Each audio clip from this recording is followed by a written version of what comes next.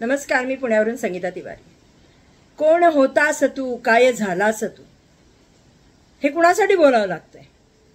राष्ट्रवादी काँग्रेसचे अजितदादा गटाचे मोठे नेते सुनील तटकरे साहेब यांच्या बाबतीत बोलावं लागतं। तटकरे साहेब, काल परवापासून तुमचा व्हिडिओ बघतीये, मी मीडियावरच बघतीये की रुपालीताई चाकण महिला आयोगाच्या अध्यक्ष बाईंनी निर्णय एकदम कायद्याच्या चौकटीत बसून घेतलाय।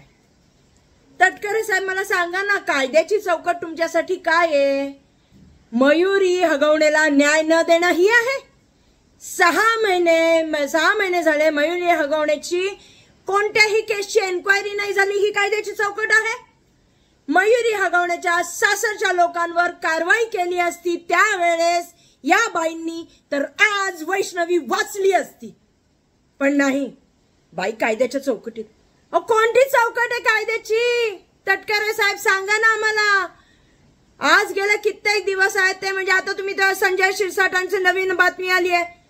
संजय शिरसाट एवढे मोठे दिग्गज आणि त्यांच्या मुलांनी एका बाईला केवढा त्रास दिला, तुमच्या मीडियावरच बघतोय साहेब। आम्ही काय यार, मग आता तुम्ही त्यांच्या मागे पण उभं राहणार का?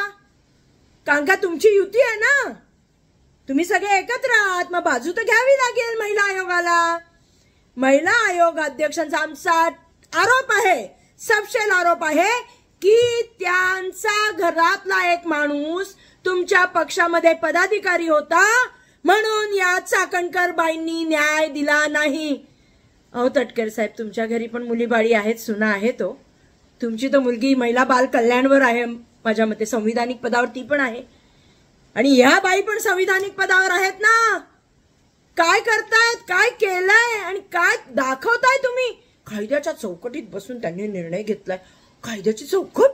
असली चौकट असते कायद्याची की आमच्या मुली बाळींना फाशी देतायत, आमच्या बाळी हुंडाबळी जातात, ही कायद्याची चौकट आहे? हे संविधानिक पद हिला दिलं गेलं याच्यासाठी की हिनी महिलांसाठी न्याय द्यावा, पण नाही, झगा बागान मला बघा, एवढंच चाललंय। कुठंतरी न्याय द्या। मी तर म्हणते ना भाऊ, तुमचं नाव सुनील तटकरे नको, तुमचं नाव पाहिजे होतं सुनील बुरुजकर। एखाद्या बुरजासारखे समोर उभे राहताय, का वाचवताय त्यांना? का वाचवताय त्यांना?